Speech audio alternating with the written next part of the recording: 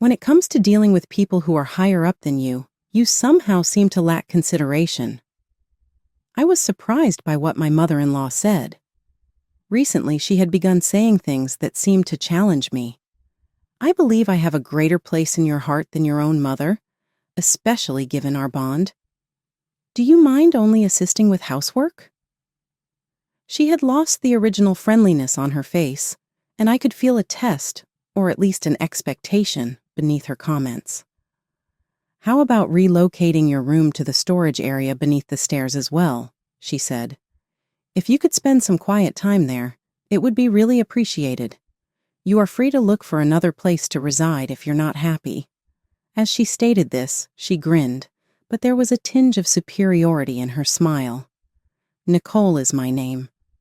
During my school years, I met Daniel at my part-time job, and we hit it off right away. We made the decision to get married after 5 years of dating. Daniel and I had hectic days at the manufacturing company where we both worked, but this bustle made our relationship stronger. We always took the last train home each evening, and Daniel always waited for me at the station, regardless of how exhausted he was. He usually greeted me with a big smile whenever he saw me. Daniel makes me forget my everyday weariness and shows me that he truly cares about me. I'm content with our everyday existence. Both of my parents have passed away, leaving behind a considerable inheritance. We have been living without using that inheritance, as we plan to save it for our future needs. One day, on our way home, Daniel asked, "Nicole, my parents want to visit tomorrow. Is that all right?" I felt a twinge of nervousness, but replied with a smile, "Of course, they're always welcome." My parents-in-law, who lived nearby, occasionally visited our house. We had a close relationship and mutual trust. They treated me like their own daughter, and I cherished them as my real family. One day, when they visited, my mother-in-law, Camila, suggested, "Nicole, Daniel, this house is getting old, and if you don't mind, why don't we live together? I think the day when we'll have grandchildren is coming soon, and I can help with household chores." My father-in-law, Edgar, also agreed. Edgar, who was always cheerful and friendly, had recently shown signs of health problems. Daniel and I had become increasingly concerned about this change, and often exchanged worried thoughts about it. Living together could also deepen our family bond. Moreover, I thought our home would become livelier, and there would be more to look forward to in life. That proposal sounds wonderful to me. However, this house might become a bit cramped. Let's discuss how we can all comfortably live together in more detail, I replied. Daniel nodded in agreement. Camila added with a smile, "Nicole, you have an inheritance from your parents, right? How about using it to build a wonderful house?" I was taken aback, as I hadn't mentioned the inheritance to her. I had always thought it wasn't something to share in detail with others. So when my mother-in-law brought up the topic of the inheritance, I felt a slight discomfort, especially with her implication about how it should be used. However, even though I had hesitated to spend a large amount of money until now, I began to think that perhaps it was finally the right time to do so. Considering the enthusiastic faces of Daniel and my parents-in-law, I thought my parents would have supported this idea. In that case, how about building the best house together? I proposed enthusiastically. We decided to build a new 2-family home. The construction went smoothly, and our new life together began. Our home was filled with laughter and warmth, and I felt happiness in this kind of life. When I came home tired from work at night, Camila would have warm food ready and wait for me. My father-in-law would join in, and we'd enjoy drinking together late into the night more often. Every day felt special, and I truly thought I made the right choice living together in this house. But life is unpredictable. My father-in-law's health began to decline gradually. While it wasn't life-threatening, he decided on his own to move into a nursing home because he didn't want to be a burden to us. Although it wasn't far away in terms of distance, When we could no longer hear his cheerful voice at home, we inevitably felt a sense of loneliness. Camila and I made it a point to visit him frequently. In the midst of this, Daniel had to go overseas for work. He said, "It's only for a little while. It might be refreshing for you to spend some time alone with Mom. I'm sure she's relying on you, too. I'll be back soon." Behind those words, I could feel his thoughtfulness. Indeed, the days spent alone with Camila were refreshing and had their own kind of fun. However, those days didn't last long. One day, Camila suddenly came up with a massive shopping list. I was surprised and asked, "Wait, are you going to buy all of this? What are you planning?" Camila responded with a smile. "I've decided to have a little party with some neighborhood friends today. Can you help?" I readily agreed and joined in with the preparations. After shopping for the requested items and returning home, Camila asked me further, "Can you please help with the cooking?" It seemed like a lot of work, but I thought that if we worked together we'd have a good time, so I agreed to help. Eventually, we finished preparing for the guests, and they started to arrive one after another. Then Camila said, "Thank you. We'll take it from here," and started the party. Feeling out of place, I reluctantly decided to spend some time outside. When I returned home after a while, the party hadn't been cleaned up yet, and Camila was leisurely enjoying the TV. Seeing this, I became a little irritated and asked, "Can you help with the cleanup?" To my surprise, Camila, who had always been kind, responded sternly, "I'm not your real mother. Clean up without complaining. It's audacious of you to ask, considering your position as a daughter-in-law." I couldn't hide my shock. I had been living what felt like a dream, and I was astounded by Camila's sudden change in attitude. Her warm smile, which I had grown accustomed to, vanished in an instant, replaced by the coldness of her words. "I've been kind to you only because Daniel likes you. He values you more than me, which I didn't particularly appreciate. I knew about the inheritance matter and have always pretended to be the ideal mother-in-law. I had planned to continue this facade for decades, but fortunately, the circumstances changed sooner than expected, so I feel relieved." Hearing Camila's words, I was stunned, barely managing to remain standing. "You must be joking, right?" To my query, she smiled and replied, "Why would I be joking?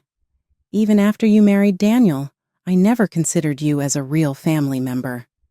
Thank you for providing this wonderful house, but from now on, you will respect my opinions.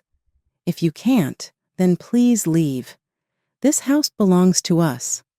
Your room will be used as a guest room, and you can sleep in the storage space under the stairs.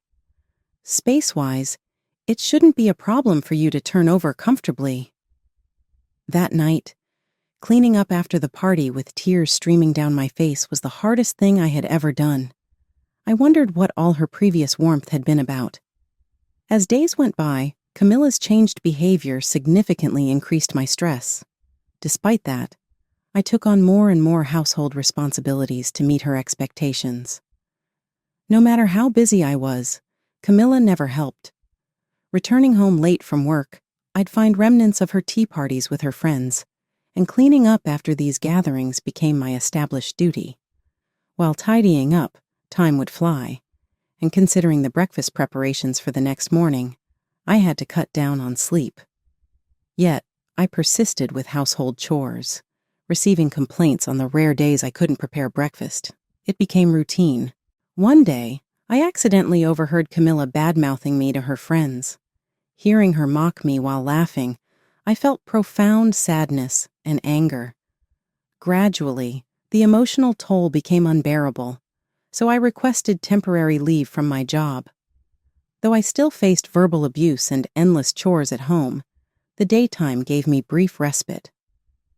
Then one day, after finishing my chores early and huddling in the storage space under the stairs, I heard Camila return with someone. It was Mike, a local resident and a familiar face to me as he was one of Daniel's friends.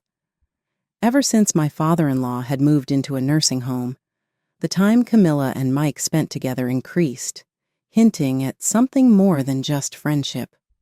At first, I thought they were just friends, but the special atmosphere between them and their silent exchanges hinted at something else.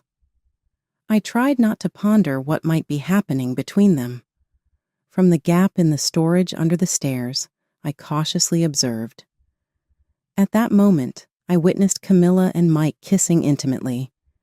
I had suspected something from their demeanor, but being confronted with this reality, I was deeply shocked. It seemed that Camila was having an affair with him in our house. Hoping for the scene to end as soon as possible, I closed my eyes and covered my ears, waiting. Unable to bear the situation, I decided to visit Edgar at the nursing home in the following days. He had always been understanding and was a source of comfort for my heart. Before leaving the house, Camila said, "Are you going out somewhere?" "That's perfect timing. I have friends coming over tonight, so spend your time outside." Sensing the underlying tone of her relationship with Mike, I rushed to see Edgar. Upon meeting him, he seemed to sense my pain and comforted me. I poured out my heart about Camila and Mike's affair. He listened carefully and, after I finished speaking, began to speak slowly. His words resonated deeply in my heart. "It seems you've been through a lot, but it's probably only Camila who was blaming you unfairly. You're not alone, Nicole. I'm glad you've come to me in this tough time. Daniel must be worried about you, too. I'll handle this matter properly, so don't worry." With that, Edgar gently stood up, offering his hand, and said, "Let's go home together. Are you okay? Please don't push yourself too hard. Thank you for worrying about me, but for your sake, I can endure anything," I replied. Feeling his warmth, I walked beside him on the way back home. When we arrived at the house, I noticed that the visitors' shoes were left by the door. They had probably assumed I wouldn't return so early. Edgar, without any hesitation, went inside the house and into the room where Camila and Mike were. Camila looked shocked, her eyes wide. On the other hand, Mike went into complete panic, staggering as he jumped out of the window barefoot. If he were just a friend, he wouldn't have fled. "Camila, I've heard a lot from Nicole. I'd like to hear your side of the story," Edgar said calmly. Camila seemed unsure of how to respond. She finally replied, "I apologize for the affair, but Mike approached me first, so it's not entirely my fault." Hearing her response, Edgar said, "The issue is how you treated Nicole," sighing deeply. Before Camila could say another word, Edgar placed divorce papers on the table. "Let's resolve this problem properly. I want you to leave today." Camila was in a state of panic. "But it was just a one-time thing. And yet you're handing me this? It's not fair to blame me alone. Why are we getting a divorce when you believe that girl's story?" Choosing his words carefully, Edgar replied, "I consider Nicole as my own daughter.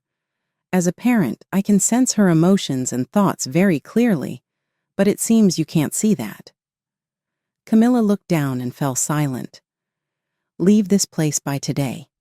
If I find you here tomorrow, I won't hesitate to call the police. Understood?" Upon hearing those words, Camila collapsed to her knees. Afterward, on Edgar's advice, I spent the night at a nearby hotel. When I returned home the next day, Camila was gone. I heard that Camila now lives in a cramped old apartment in the neighboring town. She had exhausted all her funds on expenses related to the elderly care facility and, despite her age, seemed to be working multiple part-time jobs to make ends meet. A few days later, Daniel returned home. When I told him everything that had happened, he looked astonished. "I had no idea such things were happening. Thank you. I'm really glad Dad was there." After that, our lives returned to a peaceful and happy state. It might not be long before the spacious house gets a new addition to the family. How long do you plan to rely on Dad? Shawn, my 19-year-old stepson, said as he threw my book into the rainy garden. I bet it was bought with Dad's money, right? Why do women squander others' money? It's too extravagant, so I threw it away. The book Shawn threw away was an important document for my work, a valuable item imported from abroad. Without it, I'd be in trouble. Shawn, please bring it back.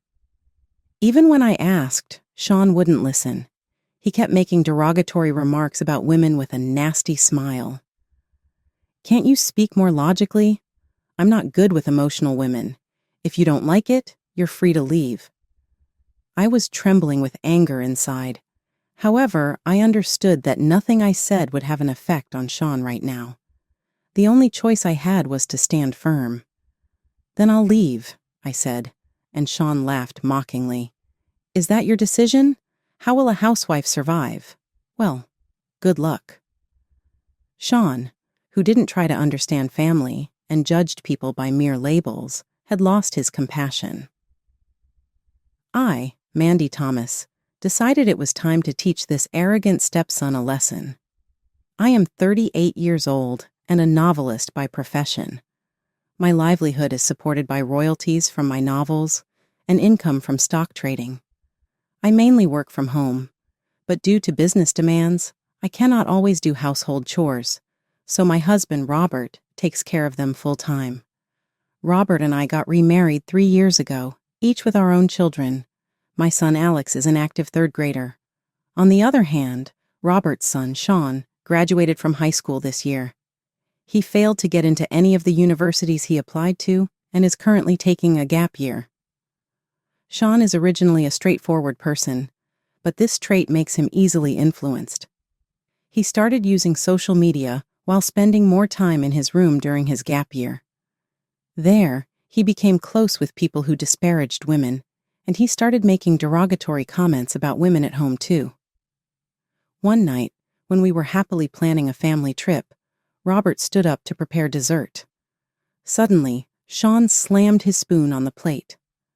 Housewives have it easy, he said with a look of disdain, enjoying vacations with the husband's money.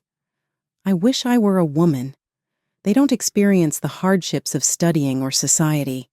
They just go to beauty or nail salons and spend the little remaining time on household chores. It must be nice and easy. I retorted, if you think housework is easy, you're mistaken.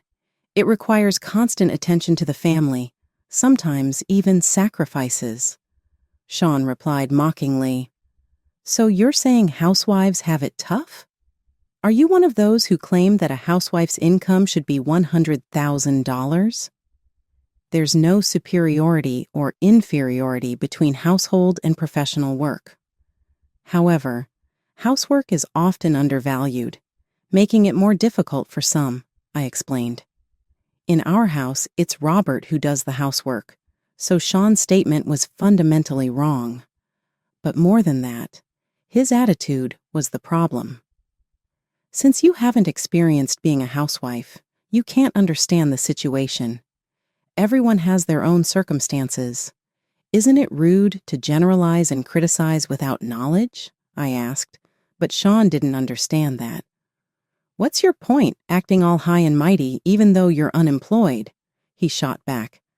Alex, sitting at the same table, looked worriedly at Shawn and me.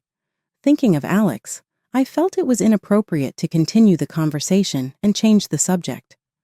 Shawn snorted in satisfaction, but soon his eyes lit up when he saw the dessert Robert brought out, ending the discussion. Shawn's attitude seemed temporary, possibly due to the pressure of studying. However, the next morning, Shawn came into the dining room looking smug as I was doing laundry. He threw an A4 paper at me. Found something interesting and printed it. Checked the comments. It was a busy morning, but I glanced at it. It was from a college student's social media account. It's weird for a full-time housewife to share household chores and childcare with her husband, right? It seems marriage is just for financial support, and they say being a housewife is harder than working. Followed by negative comments about women. A rant of a woman with no social experience, enjoying lunch with a husband's money. Full-time housewives get accustomed to laziness. Their thinking becomes dull and their perspective narrows, leaving housework to the husband despite being a full-time housewife, just like a parasite. I ignored the ridiculous comments and continued with the laundry, but Shawn approached with a sneering remark. How about it? For a full-time housewife leaving cooking to Dad? Do you see him just as a provider of money for housework? I replied calmly, whether a full-time housewife or working, we are all part of the family. It's normal for a family to cooperate and share chores whenever possible. Your basis for that? Just making excuses? Do women become shameless as they age? Shawn wasn't like this in high school, but now he was using unfamiliar terms to criticize his family. The influence of the internet had changed him so much. Just as I was surprised by his attitude, Robert appeared from the kitchen with an omelet. Here, eat up. All right, Mandy, you're having lunch at the cafe near the station today, right? Yes, I don't need lunch, thank you, I replied. Hearing this, Shawn smirked even more.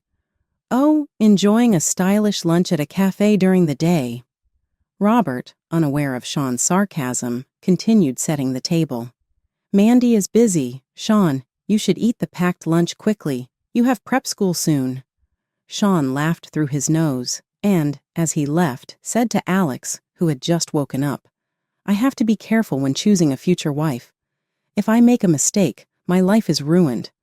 Aren't you eating breakfast? I don't want to catch the unemployed disease by eating together, he said mockingly, before heading out. After Shawn left, Robert pondered, what is Shawn thinking? Is it the pressure of studying? Maybe so, I replied, but I couldn't bring myself to tell Robert that Shawn despised housewives. I didn't want to disturb our family's peace. While having such trivial conversations, the morning hurriedly passed. That evening, I was caught in sudden rain on my way home. When I arrived, I was shocked to find the books stored on the shelf in my study scattered in the garden.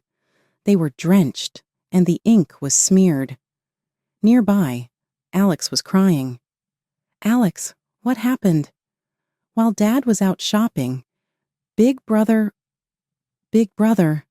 he began to say, just as the living room's glass door opened. Shawn threw another pile of books into the garden. I was astonished. What are you doing? These are important books. Hard to get in the U.S., I said, trying to reason with him. Wow, if they're that valuable, they don't suit a full-time housewife, Shawn continued mockingly. They were probably bought with Dad's money, right? Why do women splurge on other people's money? They're too extravagant, so I threw them away. The books Shawn had tossed were acquired from abroad and were essential for my work. I really need them, Shawn. Please bring them back, I pleaded, but Shawn wouldn't listen. He just kept smiling, belittling me. Can't you be a bit more logical? Women are too emotional. If you're upset, you can leave any time. I felt anger boiling inside, yet I knew nothing I said would get through to him. My only choice was to act. Then I will leave. Shawn laughed loudly. Have you really decided to do that? How will a full-time housewife survive? Well, good luck. Shawn, who didn't try to understand family matters and judged people by mere labels, had lost his compassion. I decided it was time to teach my arrogant stepson a lesson. A few days later, I moved to the countryside with Robert and Alex. It was a good location, rich in nature, yet close to schools and supermarkets. When Shawn learned we were moving, he mocked us. Countryside living is for losers. However, just 3 days after we moved, he called for help. I tried cooking and got burned. My shirts are all wrinkled, and ironing only makes it worse. What should I do? Hearing Shawn's almost tearful voice over the phone, Robert asked in surprise, Didn't you think being a full-time housewife was easy? Shawn started explaining, offering excuses. Housework has always been a woman's role, right? It's not suitable for men who work and are outside. So bring Mom back quickly. What if I spend time on housework and fail university again? Robert replied, visibly frustrated. Just to let you know, I'm actually the one who has been a full-time homemaker. Being a man doesn't mean being bad at housework. Shawn was shocked and quickly retorted, No way. You were often out, but Mom was always at home, right?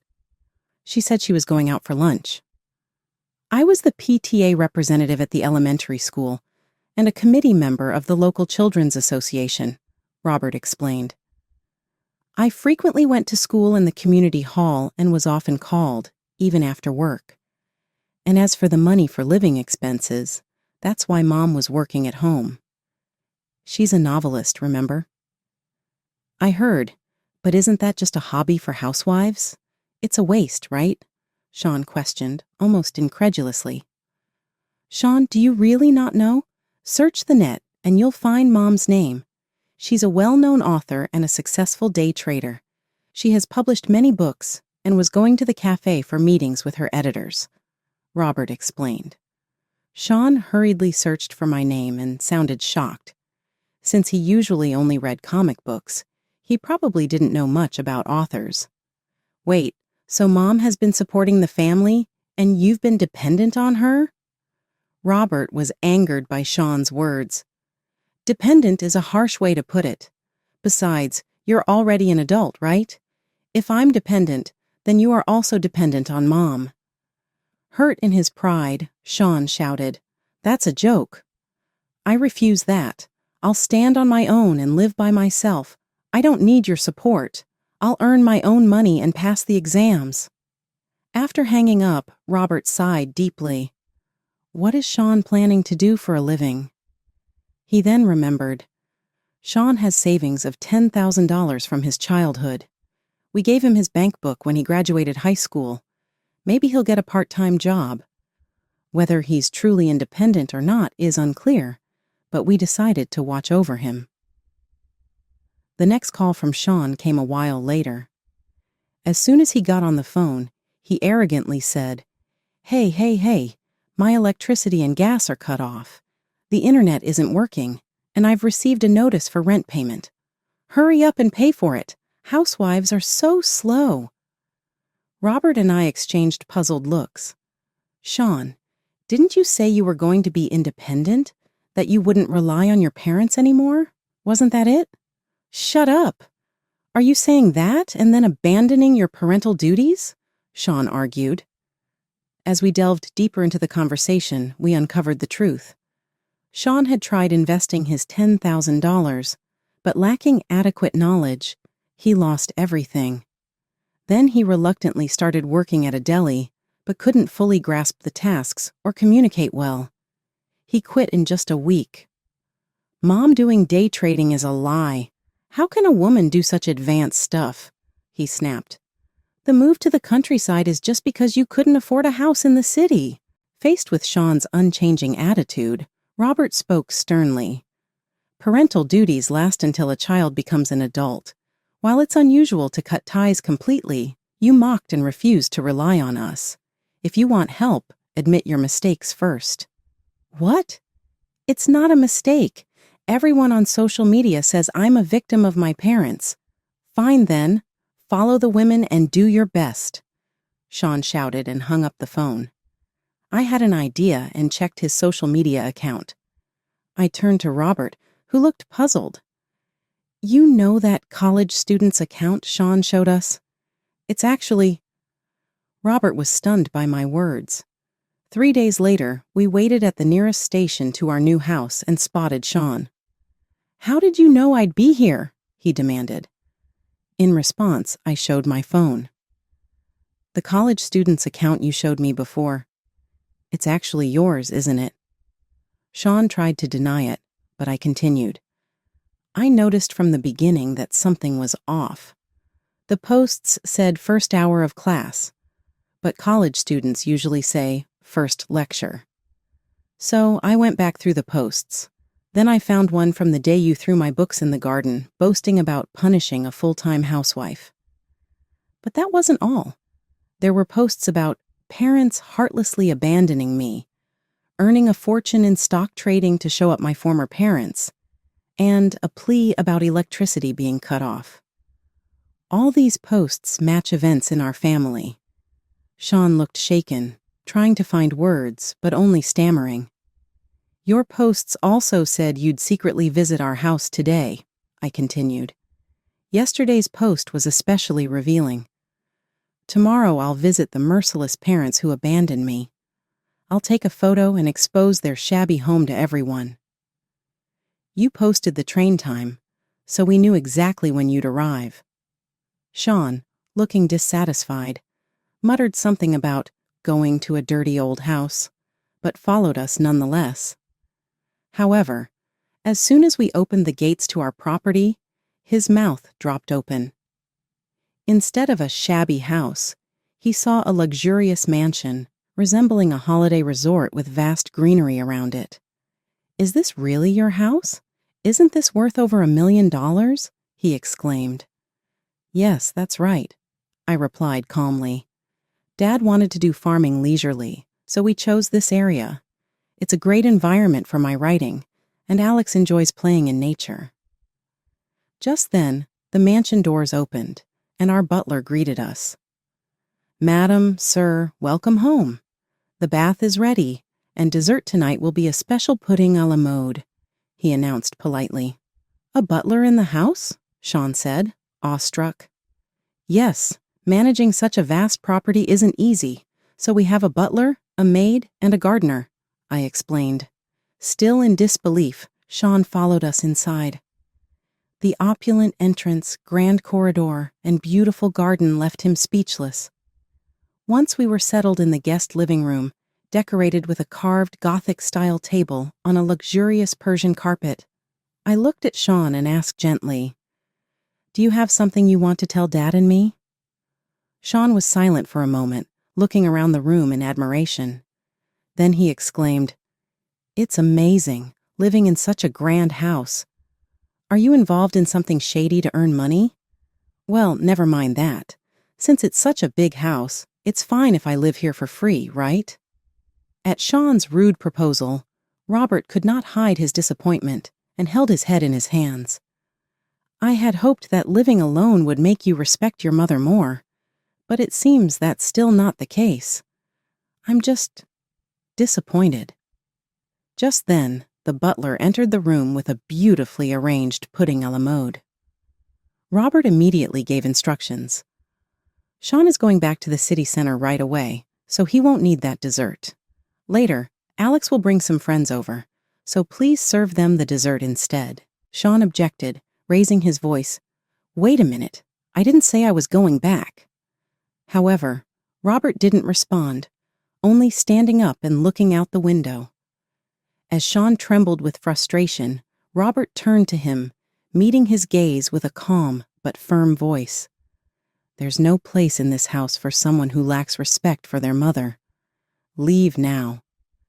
Shawn's anger only grew. Unbelievable!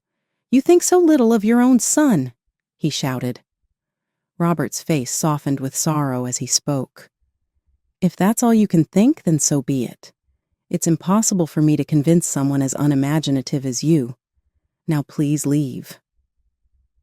Holding back tears, Shawn stood up abruptly and blurted out, I'll never come back here, before storming out. I quickly followed him. Shawn, wait, I called. He stopped and turned, surprised when I handed him an envelope. Dad said that, but take this with you. Use it wisely. Seeing the contents, Shawn was shocked to find more living expenses than he'd expected.